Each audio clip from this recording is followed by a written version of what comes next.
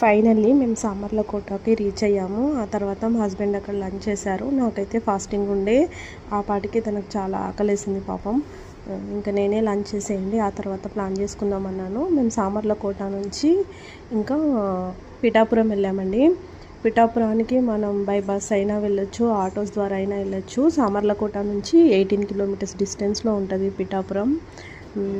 Temple అయితే చాలా బాగుంది.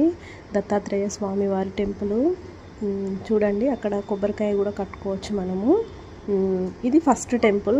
అయితే మేము అక్కడ రూమ్ తీసుకొని స్టే చేశాక ఇంకా ఆటో మాట్లాడుకున్నామండి. ఒక 400-500 అలా తీసుకొని మాకు 5 టెంపుల్స్ అలా చూపించాడు ఆయన. ఇంకెంత తీసుకుంటారో మనకు తెలీదు. మేము వెళ్ళింది ఫస్ట్ టైం కాబట్టి ఇంకా మనమున్న సిచ్యువేషన్లో సర్లే అని మనం మాట్లాడుకుంటాం కదా, అలాగే చేసాం మేము కూడా. చూడండి, ఇక్కడ ఇది కుకుటేశ్వర స్వామి వారి టెంపుల్. ఇక్కడ మనకు అమ్మవారి శక్తిపీఠం ఉంటుంది. పురుహుతిక శక్తిపీఠం అండి. పురుహుతిక శక్తిపీఠము అమ్మవారి టెంపుల్ అయితే చాలా అంటే చాలా బాగుంటుంది. లోపల కుకుటేశ్వర స్వామి అంటే మన శివుడు అన్నమాట. చాలా ఎంత ప్రసన్నంగా అనిపించిందో మేము లోపలికి వెళ్తే. చాలా బాగుందండి. ఇక్కడ గుండం ఉంది. ఇంక ఇక్కడ స్నానం చేసి ఏవో పూజలు చేసుకుంటున్నారు అందరూ. చూసేయండి.